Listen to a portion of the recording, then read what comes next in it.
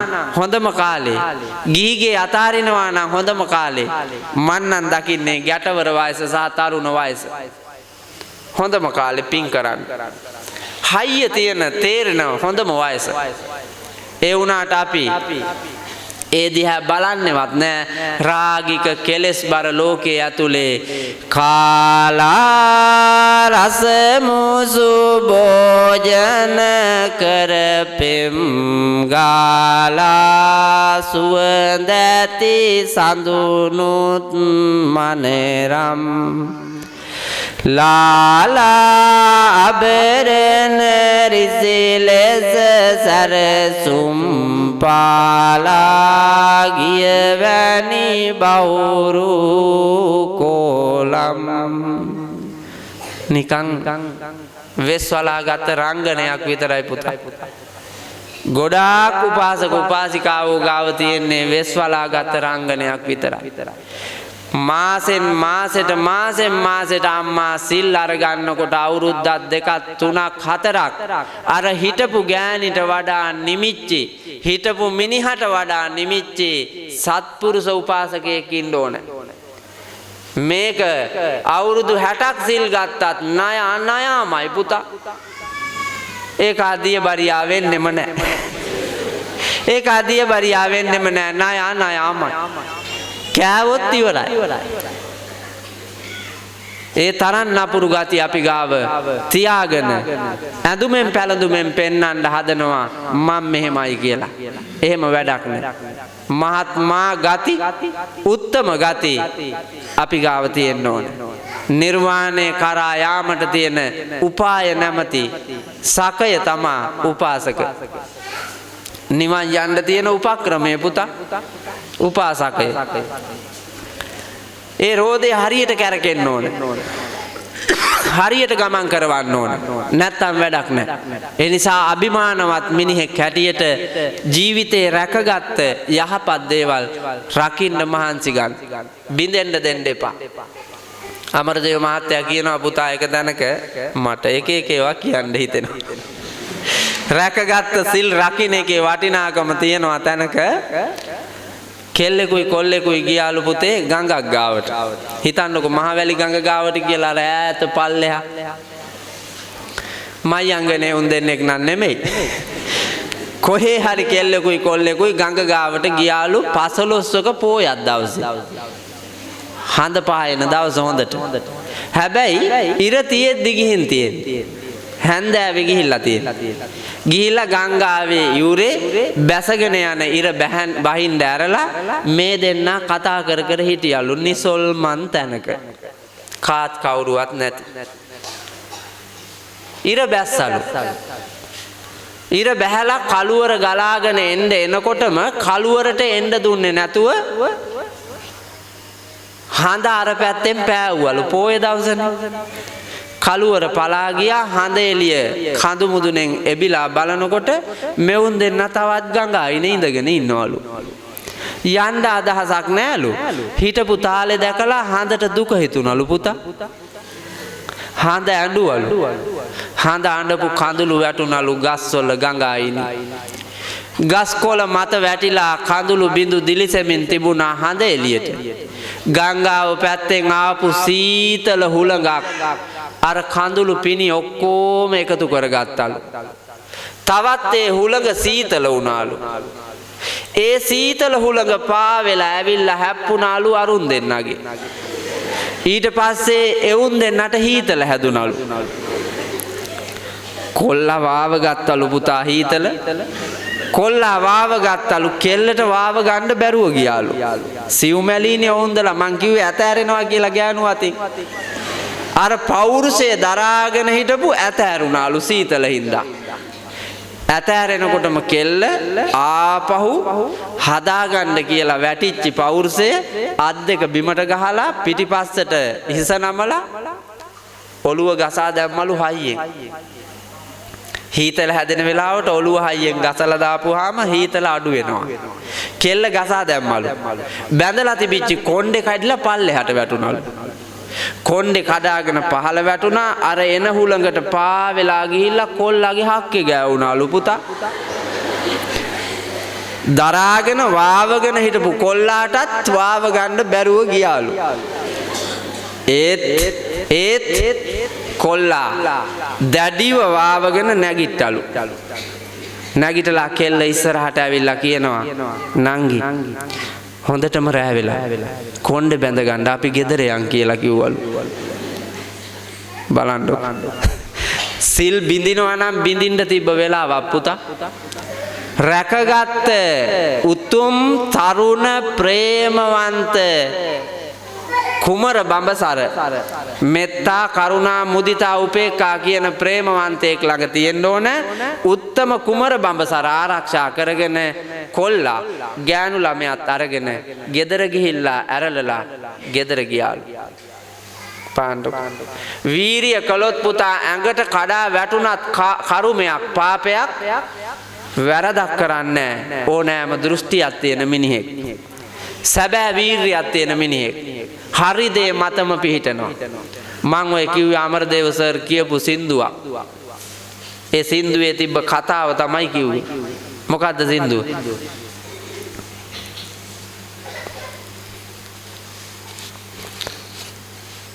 ඒ සින්දුව වලට ඇහෙන්නේ නැහැ. ඒ සින්දුව ඇහෙන්නෙත් නැහැ. ඒ සින්දුව අහන්නෙත් නැහැ. අහන්නේ අර සට කපට කෛරාටකයෝ කියන මෝඩ රළු ගොරෝසු රාගික සින්දු. තේරුමකුත් නැහැ අර්ථයකුත් නැහැ මොකවත් නැහැ. යකඩ තලනවා කොටසක්. යකඩ තලන සද්දෙට මෙවුන් දඟලනවා පිට්ටනි. කියන එක දන්නේ නැහැ මොනවා කිව්වාද කියලා අහගෙන හිටපු අය දන්නෙත් නැහැ මොනවා ඇහුවද කියලා. අර තලන සද්දෙට දඟලලා මුළු පිට්ටනියක්ම ඉවරයි. අවසානයේ වෙච්ච දෙයක් නෑ. මිනි මරුමක් දෙකක්, හොරකමක් දෙකක්, දූෂණයක් දෙකක්, බරපතල ඛේදනීය අපරාධ දෙකක් තුනක් සංගීතය ඉවර වෙනකොට වාර්තා වෙනවා පුතා. අරක්කු බවුසර් 3ක් 4ක් ඉවර කළා. අර වාගේ වාර්තාවක් තමයි ඉතුරු වෙන්නේ. ඉගෙන ගත්ත කිසිම දෙයක් නෑ. හැබැයි අමරදේව මහත්තයලා අපේ මුතුන් මිත්තෝ අපේ ඥාතියෝ හැටියට දේශයට හිතවත්ව සම්බුද්ධ දර්ශනයට ගරුව මේ ගීතේ හදලා තියෙන පුතේ ධම්සප්පවතුන් සූත්‍රයේ තනුවට. ගීතේ තමයි සඳ හොරෙන් බලා වලාකුළක හැංගිලා කියන එක. ඔය ගීතේ ඇවිල්ලා තියෙන්නේ පුතා සඳ හොරෙන් බලා වලාකුළක හැංගිලා අපේ මියුරු පෙම් කතා අසා සිටිනවා කියලා වේගෙන්. ධම්සප්පවතුන් සූත්‍රයේ ඔහොම කියන්නේ නැහැ කියන්නේ නේද? කියන්නේ ධම්සප්පවතුන් සූත්‍රයේ කියන්නේ ඒතං භගවතා භාරාණසියං ඉසිපතනේ මිගදායේ.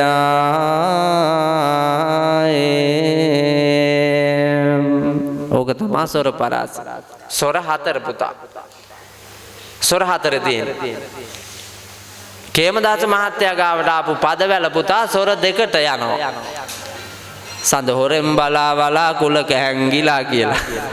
ඒ යන වේගෙට ගියොත් එහෙම පුතා මෙහෙම පැන යන්නේ කෙල්ලගේ කෙස් ටික හක්කේ ගෑවෙනකොට හිතන්න වෙලාවක් නැහැ අත ගහනවා. කේමදාස මහත්තයාට ඕනකම තිබ්බා අත ගහන්න නැතුව ඈතින් තියලා ගෙදර එක්කන් යන්න. ඒ හින්දා හිතන්න ඉඩ දුන්නා. ඒ හිතන එක ඇතුලේ පුතා රාගය නිමනවා. රාගික බව නිමනවා. ද්වේෂය නැති කරනවා. මෝහය නැති වෙනවා. ඊට පස්සේ ධම්සප්පවතුන් සූත්‍රයේ තනුව බලලා සර් පද දෙකක් වැඩියෙන් දාලා අර ගීතය නිමල හදලා තියෙන්නේ සඳ හොරෙන්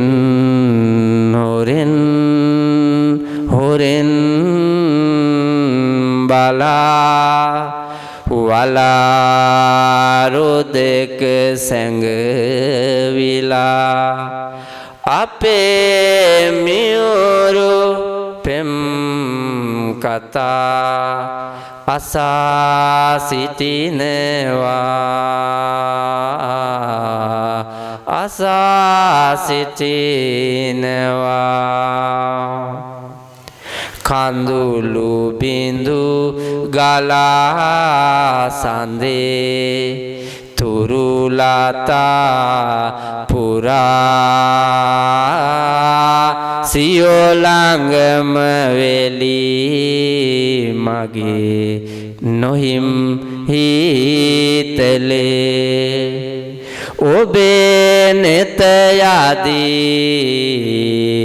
මහත් වියරුවෙන් සඳ හොරෙන් හොරෙන් හොරෙන් බලා වලාරු දෙක සැඟවිලා අපේ මියුරු පෙම් කතා අසා සිටිනවා අසා සිටිනවා කේමදාස මහත්තයාට මරන්න ඕන වෙලා තිබිලා තියෙන පුතේ මේ පදවැල රාගයේ තිබ්බේ මේ පදවැලේ කියඹුවැල් ලී ඔබේ මාරුතේ සැලී කොපුල් තල ගැටි මගේ සිතුම් සසලවයි නිවාලන්න මා ඔබේ සිසිලසින් සඳ හොරෙන් හොරෙන් හොරෙන් බලා වලාරු දෙක සැඟවිලා අපේ මියුරු පෙම් කතා අසා සිටිනවා අසා සිටිනවා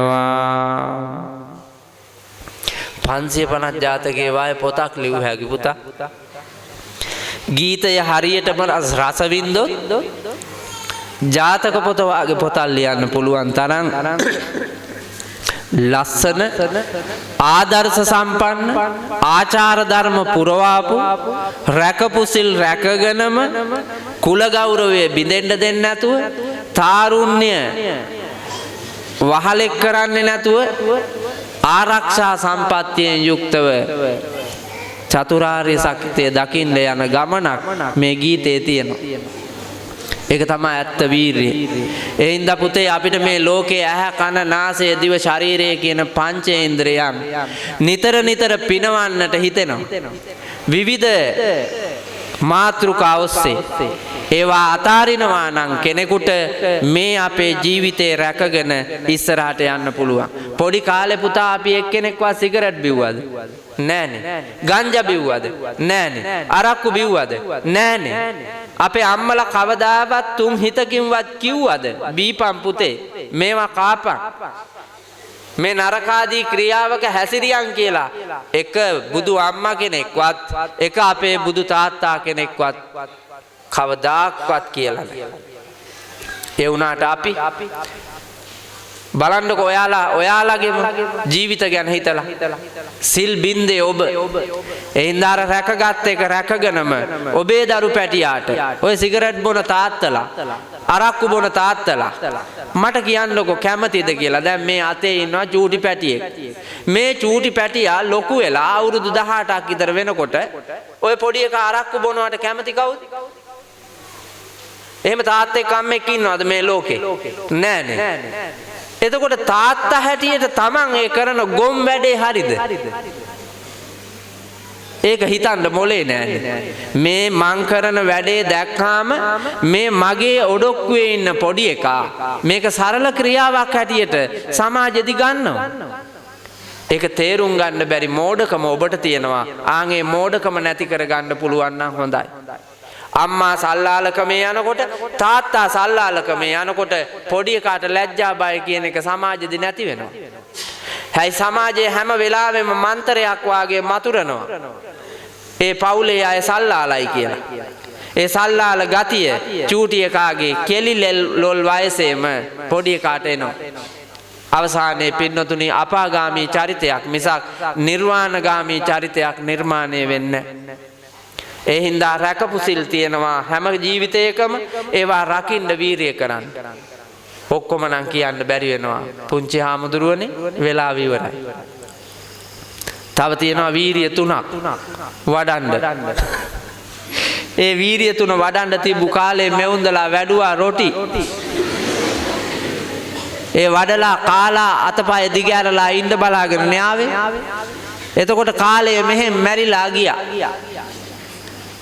පින්නතුනි ඒ හින්දා ඥානාන්විතව හිතන්න මං කෙටියෙන් ඔක්කොම ටික එකට අමුන්නලා කියනවා දැන්.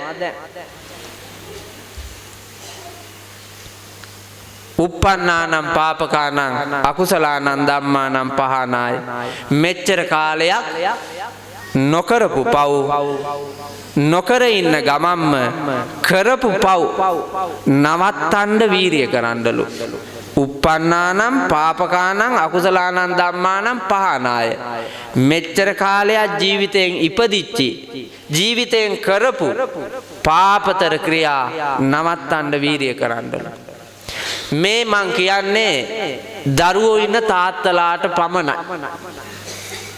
දරුවෝ ඉන්න තාත්තලාට පමණක් කියන වැකියක් මම මේ කියන්නේ. සිගරට් එකක් රුපියල් 50යි. සිගරට් එකක් රුපියල් 50යි. සිගරට් බොන තාත්තලා ඉන්නවා නම් ගාන හදාගන්න. ඔබ සිගරට් 5ක් බිව්වොත් රුපියල් 250යි. මාසයක් බිව්වොත් 7500යි. අවුරුද්දක් බිව්වොත් 90යි පුතා. 90ක්. අවුරුද්දට 90ක් සිගරට් වලට වියදම් කරනවා. දරු පැටවුන්ගේ අධ්‍යාපන පහසුකම් සඳහා රෙදිපිලි සඳහා ඔබ යොදනවාද 90000ක්? නෑ. දරු පැටියාගේ අධ්‍යාපනයට ඇඳුමට පැළඳුමට ඒ දරුවා වෙනුවෙන් ඒ දරු පැටවු වෙනුවෙන් රුපියල් 90000ක් වැය වෙන්නේ නැහැ. ඒකට වියදම් කරන්නේ මැලිව. ඉස්කෝලේට ඉල්ලුවොත්, දහම් පාසලට ඉල්ලුවොත්, පන්සලට ඉල්ලුවොත් මොකක් හරි පින් කටයුත්තකට යොදන්නේ. බලන්නකො සිගරට් බීලා හොම්බ ගොම් වස්සාගේ වාගේ හොම්බ පුච්චාගන්න තියෙන්නේ. හොම්බ ගිනි තියාගෙන තියෙන්නේ පුතා. අතේ සල්ලි දීලා හොම්බට ගිනි තියාගත්ත එකට ගොනා කිව්වාට කමක් නෑ නේද? ඈ කමක් නෑ කියලා මට දැනෙනවා පුතේ. නිකන් හිතන්නකො රුපියල් 50ක් දීලා කඩේට සල්ලි අරගෙන හොම්බ පුච්ච ගන්නවා. මේ පිටපැත්ත එහෙම පිච්චෙනකොට ඇතුළ කොහොම පිච්චිලා ඇද්ද? දුම් ගහන්නේ ඇතුළටනේ වල දාපු කෙහෙල් කනට වාගේ. සිගරට් පෙට්ටියෙත් තියෙනවා. මෙතන ගොඩක් අය ඉන්න හින්දා කියන්න බෑ ඒ තියෙන වචනේම නැත්තම් මට කියවෙනවා. පිරිමි විතරක් හිටියනම් මං කියනවා. සිගරට් පෙට්ටිය ලියලා තියෙනවා වෙන දේ. මම දවසක් දේශනයකට ගියා දුම් වැටි හදන කම්පැනි එක. මං ඒකේ හැම තැනම ඇවිද්දා පුතා. සුරුට්ටුව එතිලා පැකට් එකට වැටිලා බැන්ඩල් වෙලා එන තැනට යනකම් මං ගියා. ඒවා යුරෝපා රටවලට විතරයි දෙන්නේ. ලංකාවේ සිගරට් කුඩු නැට්ටක්වත් දාන්නේ නැහැ. ඔක්කොම යවන්නේ පිට රටට පමණයි. ඒ පිට රට යවන්නේ එක සිගරට් එකක් ඒ සුරුට්ටුවක් පුතා ලංකා මුදලින් 1500යි. 1500යි එක. ඒ තරම් මිලයි පුතා. යුරෝපා රටවල් සීතල වැඩි හින්දා පන්දම වාගේ අර සුරුට්ටුව උදේ පත්තු කරලා තියාගත්තාම දවසටම එකයිලු පුතා. දවසටම එකයිලු. ඒකේ අර රස්නේ වැඩි පත්තු වෙනවා. ඒ හින්දා තියාගෙන. ඒ වගේම ලංකාවට එංගලන්තෙන් ගෙනල්ලා දෙනවා. එංගලන්තයට සල්ලි යවනවා. ලංකාවට ගිනි තියනවා. ඒ තරම් පෞකාර මිත්‍යා දෘෂ්ටියක් අපි ගාව තියෙනවා පුතා. ඒ තරම් පාපතර ගතියක් අපි ගාව තියෙනවා. හැබැයි පන්සලේ චෛත්‍ය හදන්න, බණමඩුව හදන්න, ධර්මශාලාව හදන්න මේ ගොඩනැගිලි වලට 750ක් වියදම් කරපු නැති අප්පලා ඉන්නවා අපේ හාමුදුරුවෝ දායක සභාවේ. දායක පවුල් 1000ක් විතර තියෙනවා මේ පන්සලට ගම් 10ක් 12ක් ඇති. ඒ අය අතරේ බැලුවොත් එහෙම මේ එකට 750ක් දීලා නැති අප්පලා ඉන්නවා. දාඩිය බින්දුවක් මේ පිම්බිම වෙනුවෙන් හලාපු නැති අය කොච්චර ඉන්නවද ඔයාලගේ දායක සභාවේ? හිතලා බලන්න. ඒ අවාසනාවන්ත ගතිය මරලා වාසනාවන්ත හිත් ඇතිව නිකරුණේ වැය කරන මුදල් ටික යහපත් දේ සඳහා යොදන්න සුවකීය ජීවිතයටත් පවුලටත් පඳුරටත් නෑදෑ හිතමිතුරන්ටත් තමන්ගේ ආගමට දහමට ජාතියට කුලයට ගෝත්තරයට එතකොට වටිනවා. වදාපු අම්මා හදාපු තාත්තා ඔබ අවුරුදු 25ක් වෙනකම් නිර්මාණය කරන්න පුදුම කැපකිරීමක් පුතේ කරන්න. මේ පේනව නේද? මම බණ කියන්න පටන් ගත්ත වෙලාවේ ඉඳලා ඒ පින්වතුන් ඇවිල්ලා වාඩි වෙච්ච වෙලාවේ ඉඳලා මම බලාගෙන ඉන්නේ බණ කියන අතර වාරේ මේ කොළු පැටියාව හීලෑ කර කර බණ පද ටික අහන්න ඔට්ටු වෙන විදිය. පුංචි එකාට තේරෙන්නේ අලියන්ට ළමයින්ට නලියන්නමයි හිතේ හාවුන්ට රිලවුන්ට පැන යන්නමයි හිතේ. ඒක තමයි ඇත්ත. චූටි එකා දන්නවද මේ බණක් කියනවා කියලා? නෑ. දැන් මම දැක්කා සෑහෙන වෙලාවක් කිරි අවශ්‍යතාවයේ තිබුණා කොල්ලාට දැන් චුට්ටක් අමතක වෙලා ඉන්නේ. නැත්නම් කිරි අවශ්‍යතාවයට දැඟලුවා ඒක අපෝ වෙලා තියෙන්නේ. දැන් එයාට විසිතුරු භාණ්ඩයක් ඕන වෙලා තියෙන්නේ. ඒ හින්දා ඒකට දඟලනවා. ඒක තමයි ළමා කාලේ. ඔය පොඩි එකාව පුතා ඉපදිච්ච දවසේ ඉඳලා අවුරුදු 25ක් කරන්න අම්මයි තාත්තයි ගන්නා වෙහෙස. ඔබට ඔබේ ජීවිතේ දැන් ලොකු මහත් වෙලා දරුවෝ හදද්දිවත් තේරෙන්නේ නැද්ද? දැන් මේ ජෝඩුවට උනත් මේ පොඩි එකා හදනකොට තේරෙන්න ඕනනේ අම්මගේ වටිනාකම සහ තාත්තගේ වටිනාකම. ඒ උනාට තේරෙන්නේ නැහැ පුතේ. ඒකනේ පුදුමේ. මේ ඉන්න අයට තේරෙන්නේ නැහැ ඒක. ඒ දෙන්නට විතරක් නෙමෙයි මේ ධම්සභා මණ්ඩපෙටම තියෙන ලෙඩක් ඕක. වදාපු අම්මට කණ්ඩ දෙන්නේ නැති අය කී දෙනෙක් ඉන්නවද මෙතන? මේ තියෙන රොඩි ගම මොකද්ද පුතේ ළඟ? මේ හරිය තියනව නේද? නැද්ද? රොඩියෝ ඉන්න හරිය.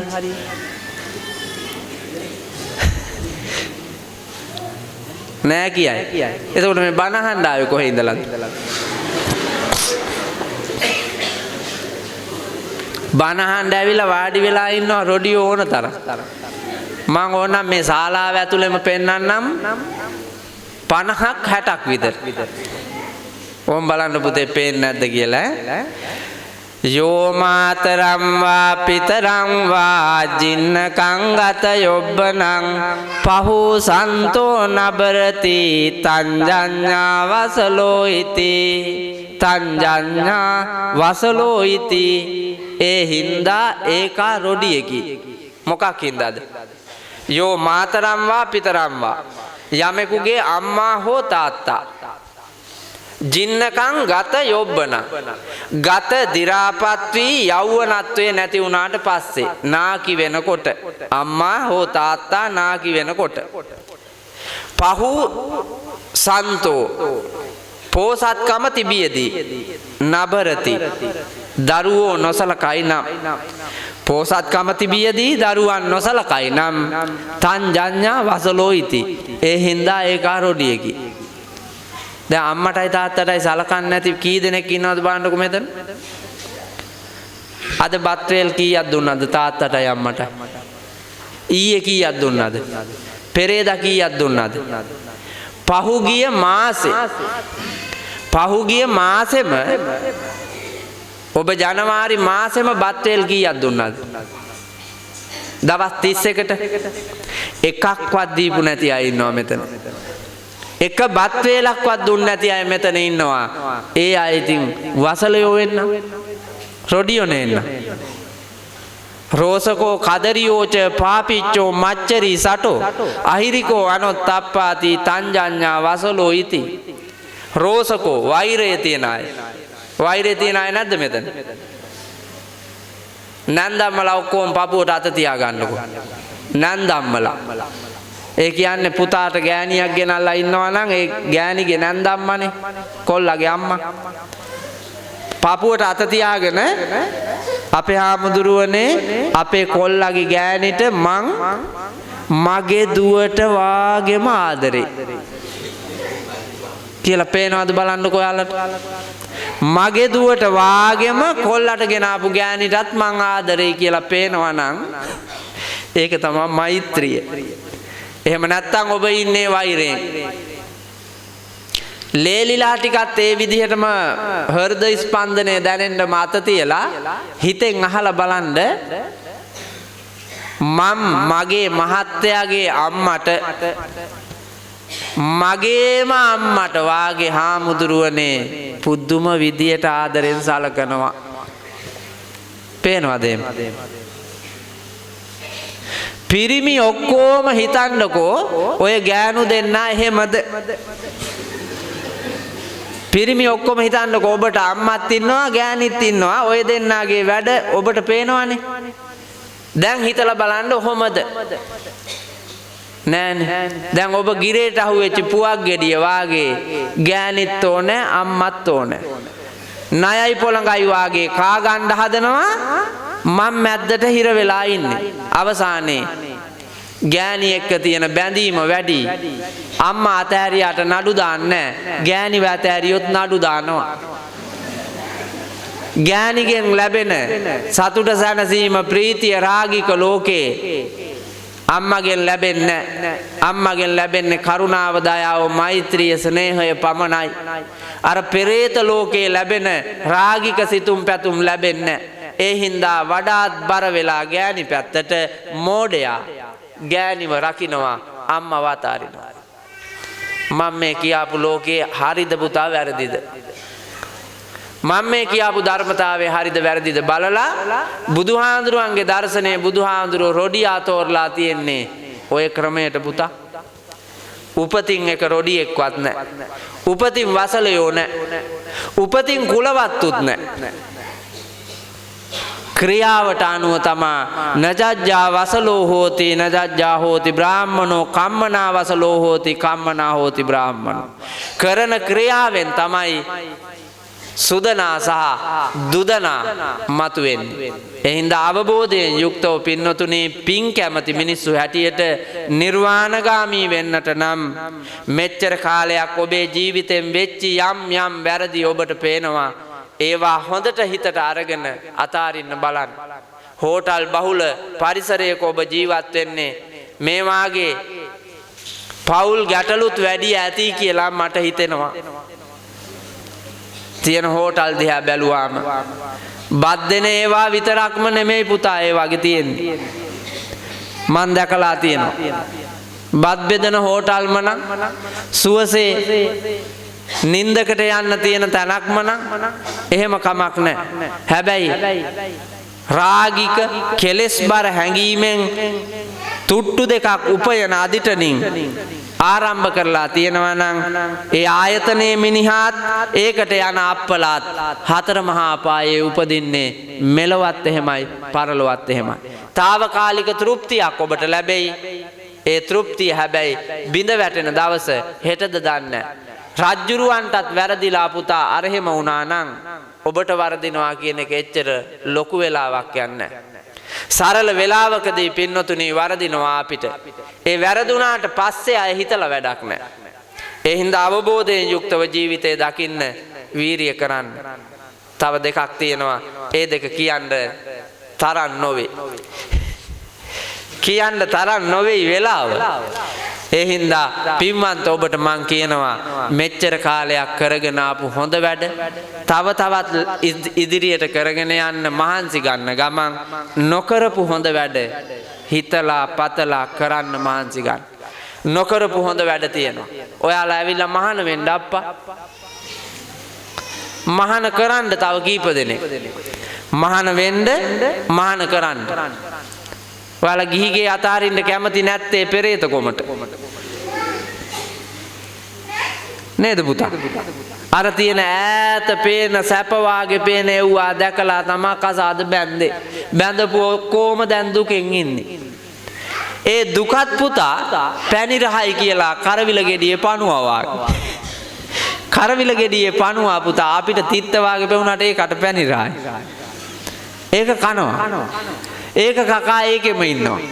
ඒ වාගේ අරගොල්ලෝ ඒකෙන් අත මිදෙන්න බලන්නේ නැහැ. ඒක ඇතුළෙම ජීවත් වෙනවා. ඔය ඉන්න නාකි අම්මා කෙනෙකුට ගිහින් මහාන වෙන්න කියමු බලන්න. අරුන්දලාට. උන්දලා යන්නේ අර පඩංගුව වාගේ ලොක්කා දිහා බලාගෙන තවත් ඉන්නවා. ඔව්. පෙරේත කොමායේ ඉස්පාසුවක් නෑ පුතා. අරුන්දා දිහා බලාගෙන ඉන්නවා. මේ ළඟදි කුරුණෑගල අප්පච්චි කෙනෙක්. ඒ උන්දා රියදුරු මහත්තයෙක්. මේ වාගේ ලොකු හාමුදුරු කෙනෙක් ඉන්නවා පන්සලේ. මගේ හිතවත් ඒ ලොකු හාමුදුරු. මාත් බණට ගිහිල්ලා ඉද්දි ලොකු හාමුදුරු මගේ අතින් කිව්වා ඊට කලින් දවසේ වෙච්ච සිද්ධියක්.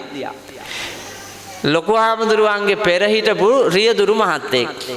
අවුරුදු ගාණක් වයසේ හින්දා ගෙදර ගිහිල්ලා ඉඳලා මෙවුන්දා අවුරුදු 7-8කට පස්සේ ආපහු පන්සල් ඇවිල්ලා මහාන වෙන්න ඕන කියලා. හාමුදුරුවෝ කිව්වලු එහෙනම් පොතපත පාඩම් කරගෙන ලෑස්ති වෙන්න කියලා. ඔය අතර වාරේ කීප දවසක් අරුන්දාවලු බැඳලා ඉන්න උන්දා. ඇවිල්ලා ධර්මශාලාව දිහා ඇහුණලු ටික ටික සද්දේ ඉතින්. ලොකු හාමුදුරුවෝ ඇහුම් කන් දීලා නැහැ. ඒ සිද්ධිය වෙච්ච දවසෙත් හැන්දෑවේ ආවලු. ඇවිල්ලා පිළිකන්නේ ඇහෙනවලු සද්දෙට කතාව දෙන්නගේ. ටික වෙලාවක් යනකොට ජනේලෙ පැත්තෙන් එවුන්දා වේගෙන් එනවා දැක්කලු. ලොකු හාමුදුරුවෝ හිතුවලු අරුන්දා යන්න වෙන්න ඇති එන්නේ කියලා ඉස්සරහ පුටුවට ඇවිල්ලා වාඩි වුණාලු. වැඳලවත් යන්න එයිනේ කියලා. දොරකඩට ආවලු. දොරකඩට ඇවිල්ලා හිට ගන්නකොටම ලොකු හාමුදුරුවෝ උපාසකම්මා කියලා කිව්වලු. එතකොට අරුන්දා කියනලු උපාසකම්මා නෙමෙයි ලොකු හාමුදුරුවනේ. අර මිනිහව යවනවද නැද්ද කියලා ඇහුවලු. බලන්න අර නාකි මිනිහටවත් පුතා මහාන වෙන්න දෙන්නේ නැහැ. මෙවුන්දා ගෙනihin තියාගෙන අර ඉස්සරහ පිලේ ඒ ලොක්කගේ විසිතුරු බල බල ඉන්න. ඒ තරම් හිත පෙරේතයි සිල් ගත්තාට හීලෑ නැහැ. සිල් ගත්තට හීලෑ නැහැ. ඒ හින්දා පින්නතුණි වයසට යන්න පරිණත වෙන්න අවබෝධය ලැබෙන්න ජීවිතේ අත්හරින්න තියෙන දේවල් අත්හරින්න ඕනේ. අවබෝධයෙන්ම ඔබට පුළුවන් නම් ගැටවර වයසට එනකොට යෞවන වයසට එනකොට අත්හැරලා බුදුහාමුදුරුවන්ගේ දවස ශාසනයට එකතු වුණේ භද්‍ර යෞවන වයසේ කොල්ලොමනි. සිටු කුමාරවරු, රජ කුමාරවරු, මැති ඇමතියෝ ඔක්කොම ඇවිල්ලා මහාන වුණේ බුදුහාමුදුරුවෝ ගාව. ඒ තරම් ජව සම්පන්න තරුණ ජවයක් ඉඳා පුතා චරත භික්කවේ චාරිකම් බහුජන හිතාය බහුජන සුඛාය අත්තාය හිතාය සුඛාය දේව මනුස්සාය කියලා පළමු රහත් 69ම බුදුහාමුදුරුවොත් එක්ක වැඩියේ සම්බුද්ධ ශාසනයේ තරම් මේ ලෝකේ සත්වයාව නිවන්නට ඒ තරම් හයිය තිබුණා. ඒ නිසා පින් සිද්ධ වෙයි ඔබට ඔබේ ජීවිතේ නොකත් උත්සාහයක් අරගෙන හොඳ වැඩ කරන්න වීරිය කරන්න. යහපත් දේවල් කරන්න වීරිය කරන්න. දන් දෙන්න, සිල් රකින්න, භාවනා කරන්න. දාන සීල භාවනා ආදී ත්‍රිවිධ පුණ්‍ය ධර්මයන්හි නියැලෙමින් ජීවිතයට වටිනාකමක් දෙන ගමන් පින්වන්ත ඔබ මෙච්චර කාලයක් කරගෙන ආපු දාන ධර්මාදී පින්කම් තවත් ලස්සනට කරන්න මහන්සි ගන්න. බණට වාඩි වුණාට පස්සේ කොළඹු කැටේ ගෙනත් තියන්න එපා. ඒක කල් තියාම තියන්න මහන්සි ගන්න. කල් තියාම තියන්න මහන්සි ගන්න. එතකොට තමයි වටින්නේ. බණ කියා ඉන්න වෙලාවේ මැද්දෙන් නැගිටින්න හදන්න එපා. බඩදිය බාලා එහෙම ඇවිල්ලා වාඩි වෙන්න ඕනේ ලෑස්ති වෙලා. එතකොට අතරමඟදී යන්න උවමනා වෙන්නේ නැහැ. ඒ වගේම පින්නතුනි බණක් පටන් ගන්නට වෙලාවක් කිව්වා නම් ඒ වෙලාවට එන්න උත්සාහ කරන්න. අතරමඟදී ඇවිල්ලා වාඩි වෙන්න ගියපුවාම අනිත් අයට කරදරයක් වෙනවා. ඒ හින්දා ප්‍රතිපත්ති ගරුකව අඩුම තරමෙන් අපි මේ ජීවිතේ එක වරදවත් හදාගෙන පිරිපුන් ගමනක් යන්නට වීරිය කළොත් ඒක තමයි ජීවිතේ. ඒ සත්පුරුෂ ගමන යන්නට ඔබට උත්තාන වීරියෙන් යුක්තව සත්පුරුෂයෙකු වෙන්නට මේ ධම්සභා මණ්ඩපය ලොකු හාමුදුරුවන්ගේ චිරජීවනය පතා සිදු කරනු ලබන ජන්මදිනය සිහි කොට ලබන සිදු කරනු ලබන මේ ධම්සභා මණ්ඩපය තුලින් ජනිත සකල කුසල විපුල පුණ්‍ය ඵල ධර්මයන්ගේ බලය හේතු වාසනා වේවා වෙත්වා වෙම්වා කියන හැඟීමෙන් සාදු කියලා ප්‍රාර්ථනා කරන්න. දසක